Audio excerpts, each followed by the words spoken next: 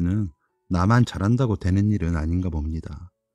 그런 의미에서 저는 지옥까지 떨어졌었지만 이제는 그 지옥에서 벗어나고자 발버둥을 쳐서 다 잊고 살고 있는 40대 중반의 남자입니다.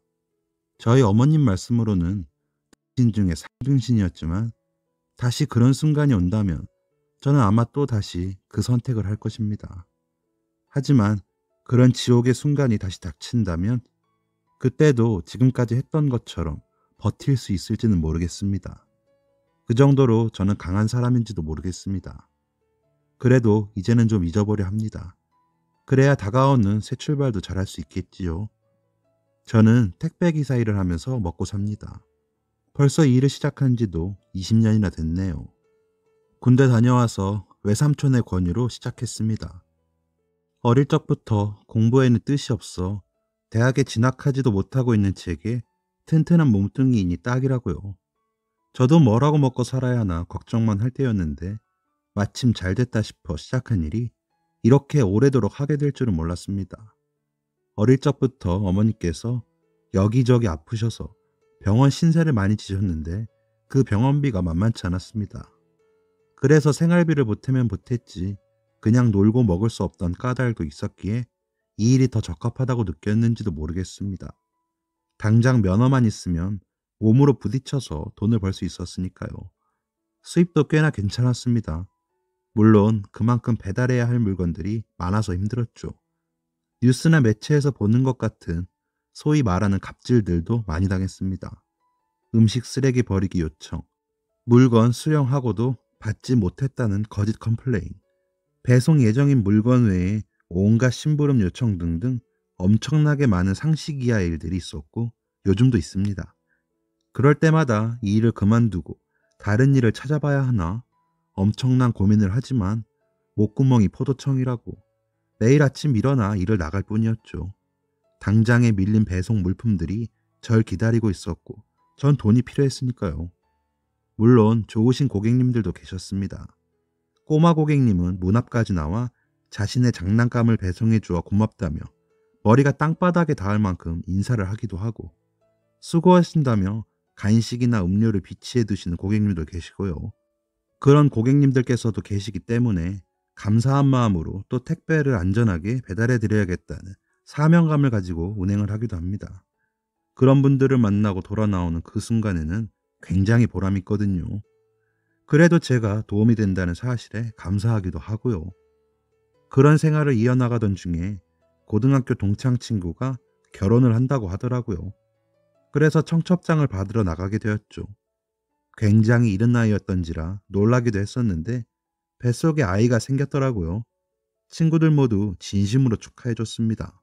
그 친구가 고등학교 때부터 친구들 사이에서는 평판이 좋기도 했고 워낙에 착한 놈이었거든요. 일을 마치고 씻고 나가보니 이미 자리는 시작되었더군요. 그런데 그 자리에는 우리 친구들만 있는 것이 아니었습니다. 신부 측 친구들도 3명 정도가 함께하고 있더군요.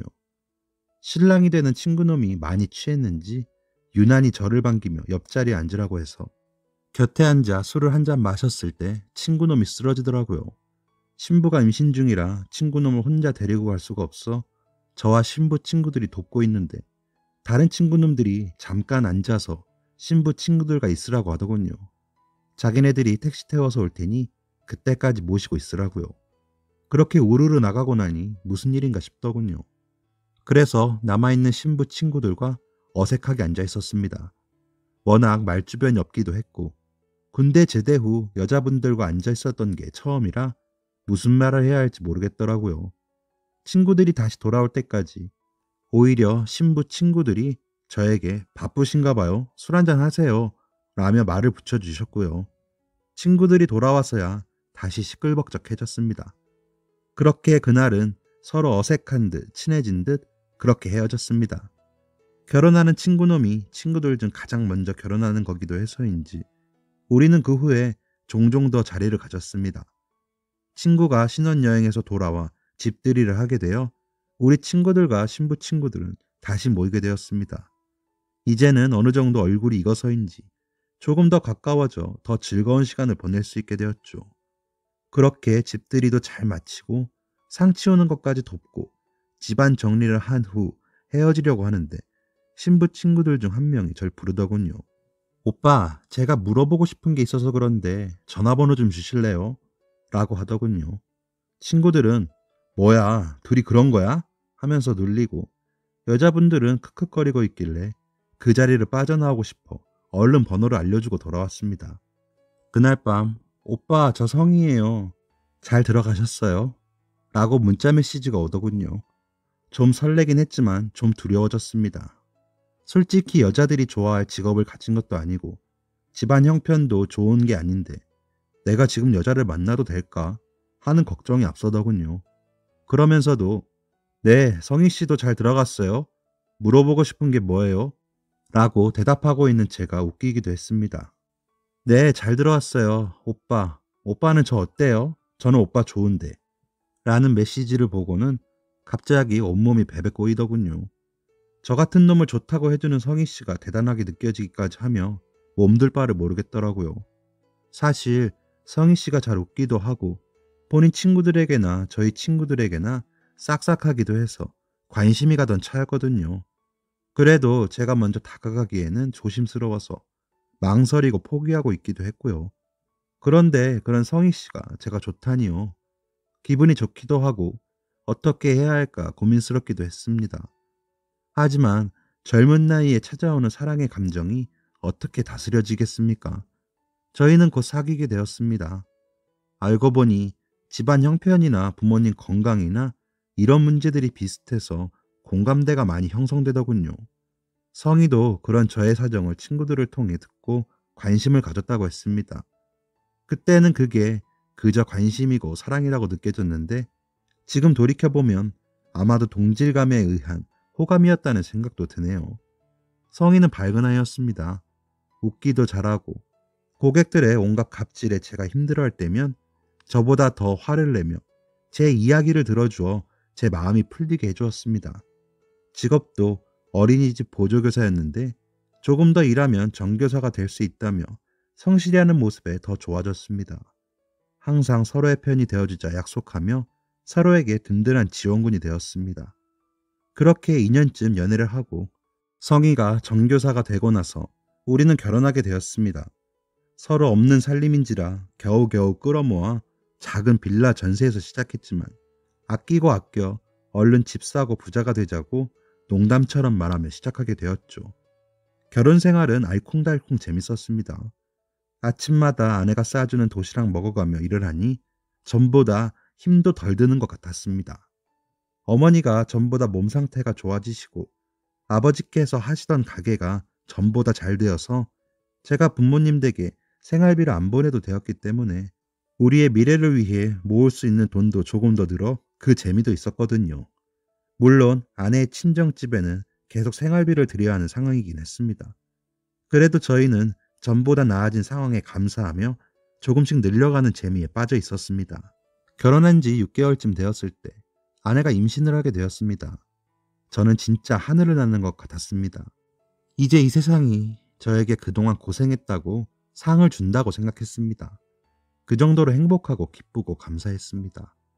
그런데 아내가 심할 정도로 입덧을 했습니다. 물만 마셔도 다 개워내고 음식은 모두 먹지 못했죠. 당연히 아내는 일은 그만둘 수밖에 없었습니다. 그나마 과일만 좀 먹어서 제가 종류별로 과일을 사다 놓고 출근하곤 했습니다. 저녁에 들어가면 헬스케져 있는 아내가 안쓰러워 뭐든 먹고 싶으면 말만 하라고 과일도 깎아주고 마사지도 해주다가 잠이 들곤 했습니다. 그러던 어느 날 일하는 도중 통화를 하는데 장모님이 만드신 제육볶음이 먹고 싶다는 것입니다. 그래서 장모님께 미리 연락을 드리고 퇴근하며 고기를 사가서 제육볶음 좀 해달라고 말씀드렸습니다. 처갓집에 따로 거실이 없어 음식이 되는 동안 아내가 쓰던 방에서 기다리다가 아내의 졸업 앨범을 발견하여 펼쳐보게 되었습니다. 제일 첫 장에서 뭔가가 툭 떨어져 보니 아내의 성적표였습니다. 반 등수도 등수였지만 전교 등수도 높았더군요. 이렇게 공부를 잘했는데 가정 형편 때문에 대학도 못 가고 일만 했을 아내를 생각하니 마음이 아팠습니다. 집으로 돌아와 장모님께서 싸주신 제육볶음으로 겨우 몇 달 만에 밥을 먹는 아내를 보자니 너무 미안하더군요. 그런 아내를 보며 자기야, 당신 아기 낳고 나면 내가 뒷바라지 할 테니까 공부 다시 할래? 당신 학교 선생님이 꿈이었다며 라며 이야기하자 치, 괜히 나 고생하는 것 같으니까 그러지 난 지금도 좋아. 어쨌든 아이들하고 생활하잖아. 라고 웃고 말더군요. 그런 아내가 더 측은하게 느껴진 건 왜였을까요? 그래서 일단 아이 낳고 우리 다시 이야기하자. 집 사는 거 조금만 늦추면 할 수 있어. 라고 말하고 아내 몸 추스르는 일에 더 집중했습니다. 그렇게 10달을 꽉 채우고 건강한 아들이 태어났죠. 굉장히 힘들게 난산으로 아이를 낳은 탓에 아내는 이틀 동안 몸져 누워있을 정도였습니다. 그런 아내에게 더 잘하고 살겠다고 다시 다짐하고 다짐했습니다. 아이의 돌이 지나자 저는 아내에게 공부하라고 다시 권했습니다. 아직 당신 20대고 35살에 임용된다고 치면 정년까지 30년은 일할 수 있잖아. 나야 원래 공부에 관심도 없었지만 당신은 아니더라. 아깝잖아. 그리고 우리 아들 엄마가 교사면 얼마나 좋아. 라고 하니 아내는 눈물을 흘리며 고맙다고 하며 공부를 시작했습니다. 그렇게 2년을 공부하고 난 뒤 아내는 지역 교대에 당당히 합격했습니다. 그리고 4년 뒤 졸업과 함께 임용에 성공하더군요. 아내에게 자기야 너무 고마워. 진짜 너무 수고했어. 정말 너무 고마워. 라며 이야기하는데 눈물이 나더군요. 그런 아내는 제 손을 꼭 잡더니 여보 진짜 당신 없었으면 나 못했어. 혼자서 너무 고생 많았지. 앞으로 갚으면서 살게. 나더군요. 그간의 고생들은 다 사라지는 것 같았습니다. 사실 애초에 고생이라고 생각해 본 적도 없었지만 그래도 그저 좋았습니다. 하지만 우리에게 고난은 찾아왔습니다. 아내가 우리 지역에서 2시간 떨어진 곳으로 발령을 받아 아무래도 자취를 시작할 수밖에 없어졌거든요.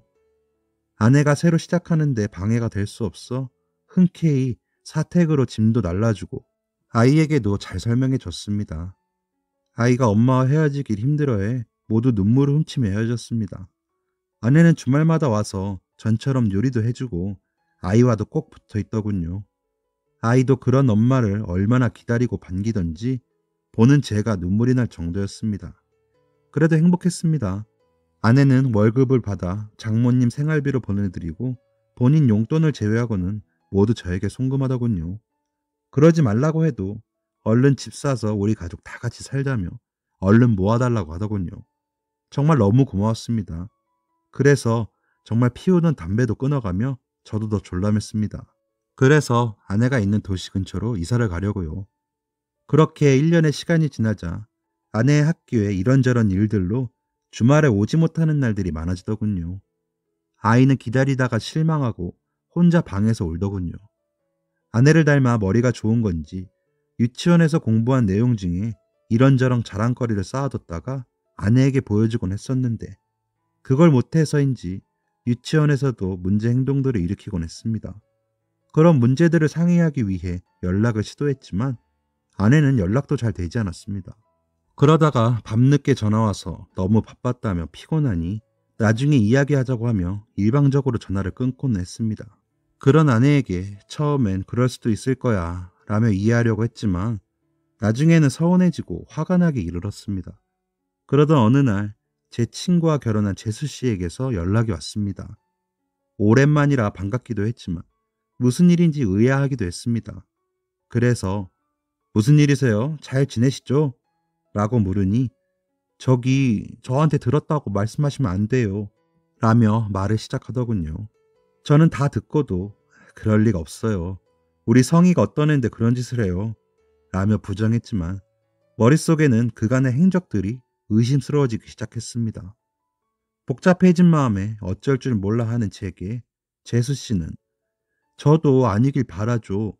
그런데 성인의 학교 근처가 저희 작은아버지 댁이라 갔다가 우연히 봤어요. 그런데 아무리 제 친구라도 오빠 그렇게 고생하는 거 아는데 그냥 넘어갈 수가 있어야죠. 라며 울더군요. 재수씨, 이거 누구한테도 말하면 안 돼요. 오해일 거예요. 내가 알아보고 다시 연락 줄게요. 일단 고마워요.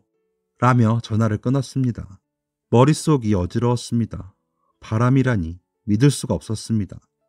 그럴수록 밝게 웃는 아내의 얼굴만 떠오르더군요. 그래서 마음을 다잡고 아내에게 전화를 걸었습니다. 생전 머리라고는 써본 적 없는 놈이 그때는 얼마나 굴렸는지 모릅니다. 전화를 받는 아내에게 "뭐해?"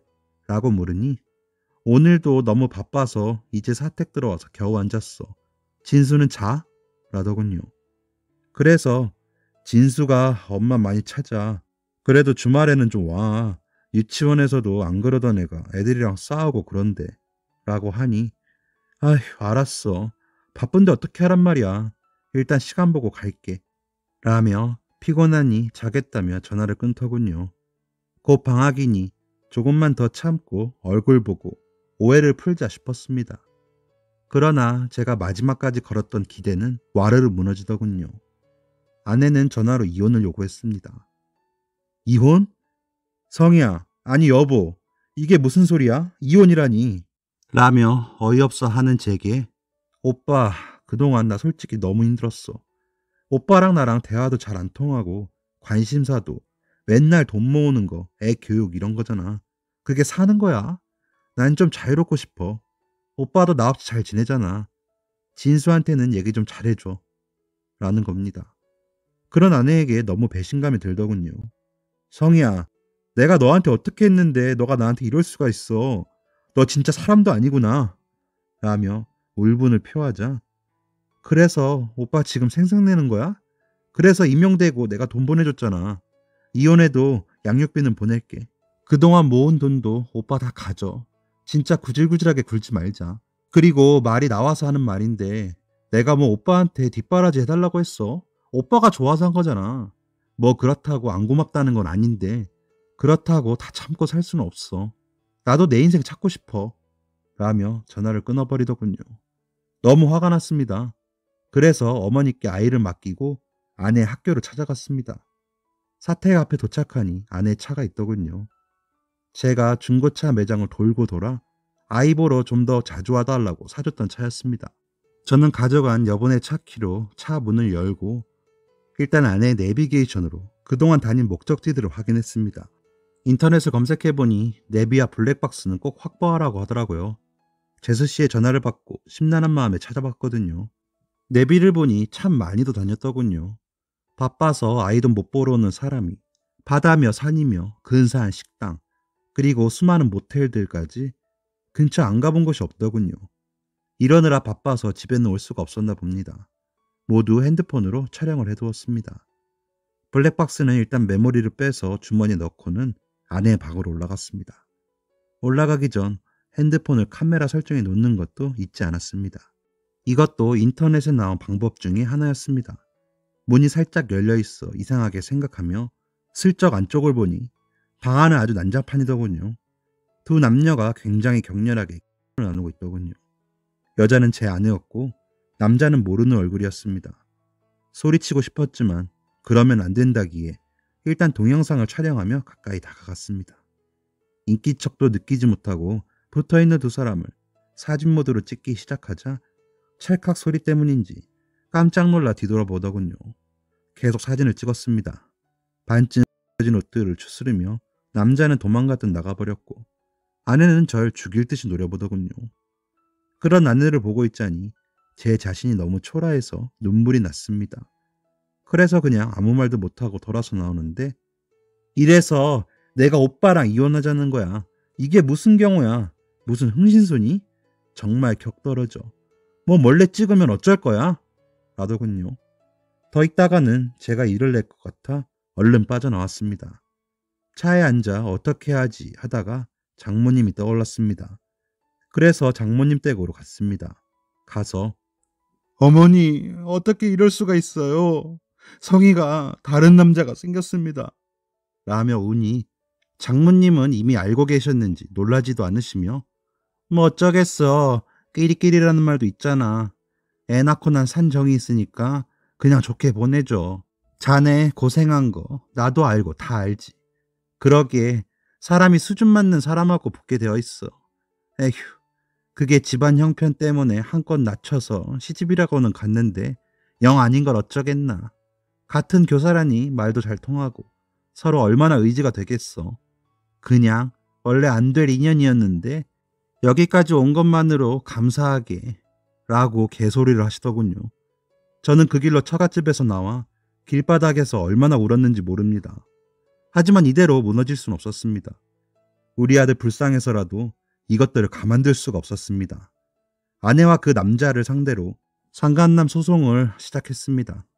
변호사분도 증거를 보시더니 양이 많지는 않지만 충분하다면서 합의 금액도 크게 부르라고 하시더군요. 그래서 할 수 있는 한 다 크게 소송해달라고 말씀드렸습니다. 소장을 받은 남자가 저에게 전화를 했더군요. 죄송합니다. 그런데 선생님, 제가 정말 어렵게 임용에 합격했거든요. 소송만 취하해 주시면 제가 어떤 식으로든 보상하겠습니다. 라는 겁니다. 진짜 세상의 모든 욕들이 떠올랐지만 변호사님이 절대 격하게 반응하면 그쪽이 유리해질 수 있다고 하신 말씀이 생각나. 어떤 보상을 말씀하십니까? 제 아들은 엄마를 잃었고 저는 아내를 잃었습니다. 그 여자와의 10년 세월이 모두 물거품이 되어버렸습니다. 도대체 그 시간들을 어떻게 보상하실 겁니까? 라고 말하니 아무 말도 못하더군요. 그래서 끊겠다고 하니 선생님, 지나간 과거보다 앞으로의 미래가 더 소중한 거 아닐까요? 이러더군요. 진짜 잘못을 반성하고는 있는 건지 어이가 없더군요. 그래서 그 미래를 제가 좀 망치고 싶습니다. 당신 같은 사람들이 멀쩡하게 애들 가르치고 살 생각을 하면 역겹지 않습니까? 라고 말하고는 전화를 끊어버렸습니다. 그러고 나자 아내가 전화를 하더군요. 받지 않았습니다. 그러자 저희 어머니에게 전화해서 자기 인생 망치지 말라며 울더랍니다. 그날 밤 아내에게서 다시 전화가 오더군요. 아이가 자고 있어서 받았습니다. 오빠, 진짜 미안한데 나한테 소송 건 건 괜찮은데 그 사람한테 소송 건 거는 풀어줘. 이거 소문나면 우리 학교에서 잘려. 그 사람 없으면 나 이제 못 살아. 오빠, 이렇게 냉정한 사람 아니잖아. 라며 울더군요. 그 얘기를 들으니 제가 그동안 얼마나 바보 같았는지 알겠더군요. 그래서 그래, 제발 잘려라. 내일은 내가 너희 학교장한테 사진이며 다 보낼 테니 그런 줄 알고 이런 거 생각도 못하고 그런 짓을 저질렀니? 난 끝까지 할 거니까 그런 줄 알아. 라며 전화를 끊었습니다. 그 후로도 아내와 그 상간남은 번갈아가며 전화를 하더군요. 받지 않았습니다. 메시지는 저장해 놓고요. 그렇게 시작된 재판은 6개월 정도 걸렸습니다. 두 사람은 간통 혐의로 징역 10개월에 집행유예 2년을 받았습니다. 저에게는 위자료 5천만 원을 지급하라는 이혼 소송 판결과 상간남은 3천만 원 배상 명령이 떨어졌습니다. 항소심까지 가는 모습에 끝까지 반성하지 않는 것 같아 치가 떨리더군요. 장모님은 저에게 전화해 저주를 퍼부으며 너 때문에 둘 다 학교 잘렸다. 좋니? 이제 선생 사이보나 했더니 어디서 깽판이야. 그리고 돈? 5천만 원이 애 이름이야? 못 줘! 라는 겁니다. 그래서 안 주면 또 소송 걸면 되죠. 나라에서 제 손해에 대한 배상을 정해줬는데 왜 안 주십니까? 10원 한 장까지 다 받아낼 겁니다. 라며 전화를 끊어버렸습니다. 하지만 저는 여기서 멈출 수가 없었습니다. 그 두 사람은 교사직에서도 박탈될 줄 알았으나 감봉 3개월로 그치더군요. 제 아이와 저만 이렇게 모든 걸 이룰 수는 없는 일이었습니다. 이제부터 시작이었습니다.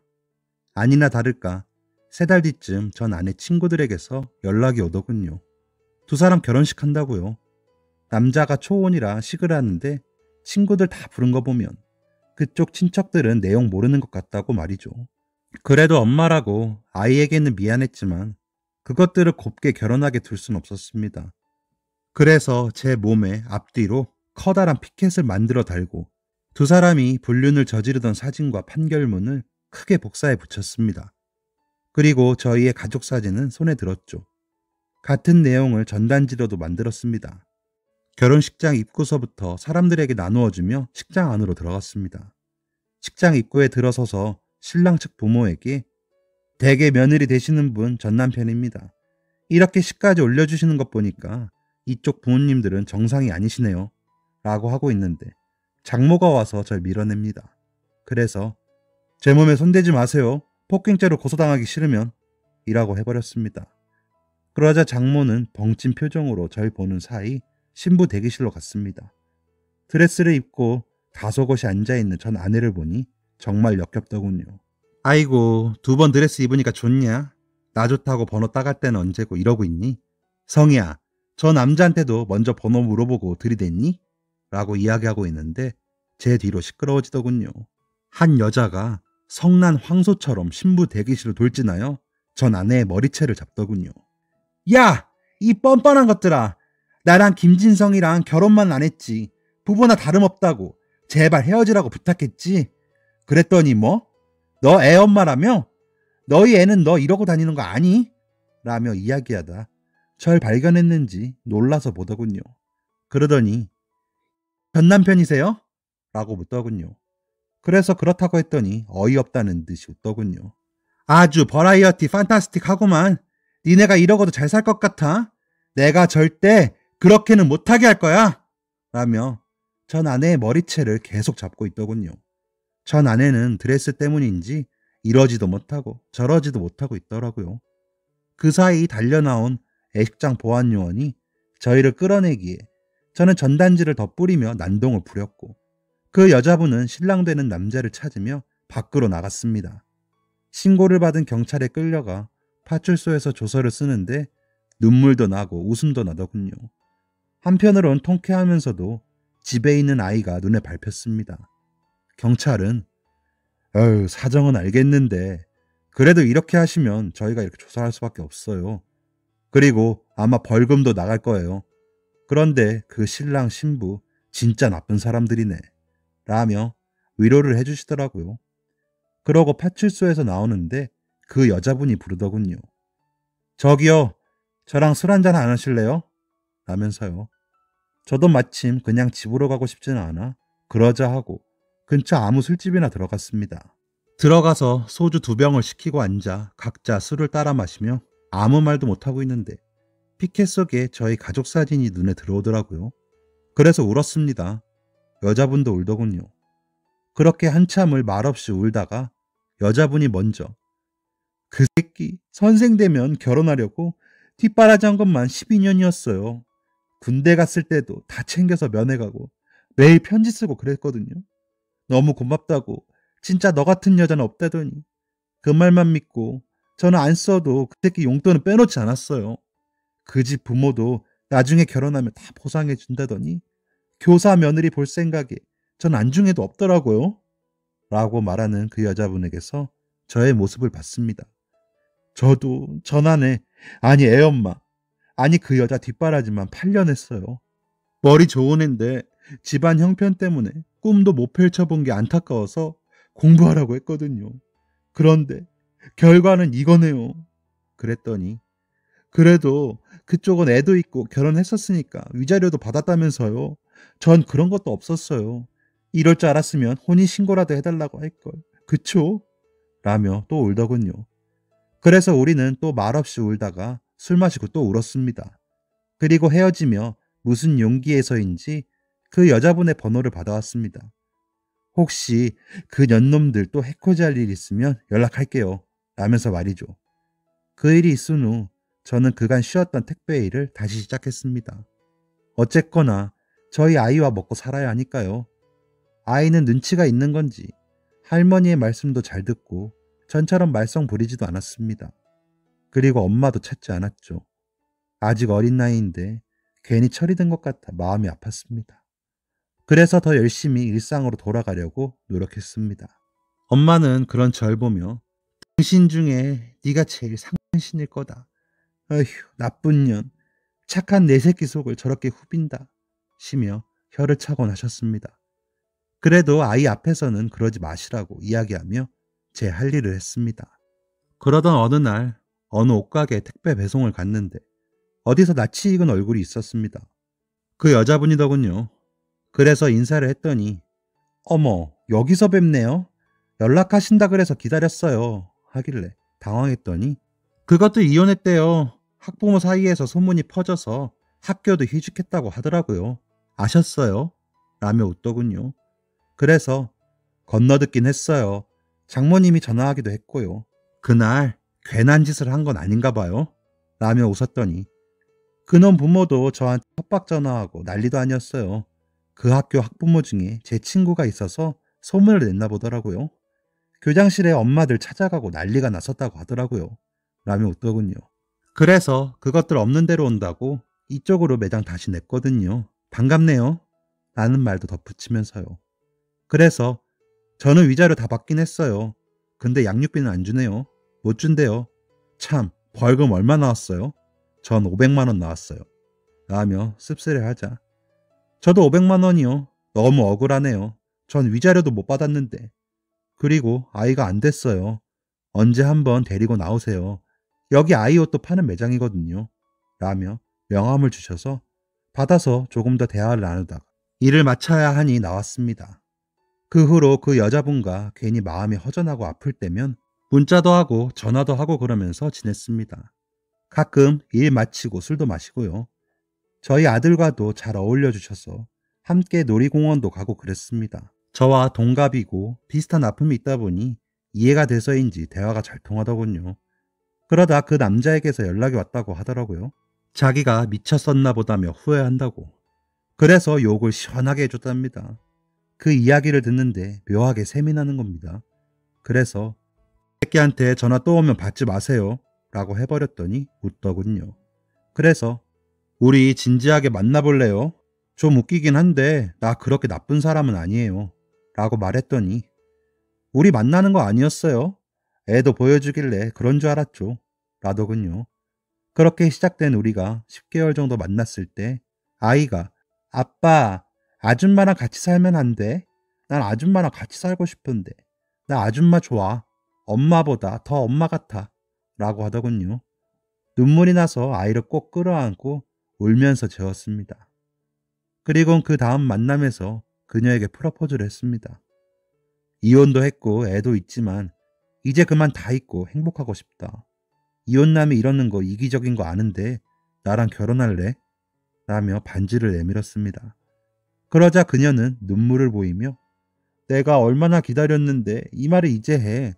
진수가 아침에 엄마 손잡고 학교 가는 애들이 그렇게 부럽다는데 얼른 그렇게 해주자 라며 허락해 줬습니다.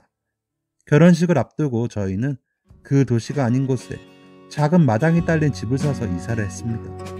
그리고 이곳에서 행복하게 잘 살고 있습니다. 벌써 10년 가까이 되어가네요. 우리는 전에 전 애인과 배우자에게 헌신했듯이 지금은 서로에게 헌신하며 아주 잘 살고 있습니다. 서로의 아팠던 과거의 보상보다 훨씬 더 많이 치유되었고 행복합니다.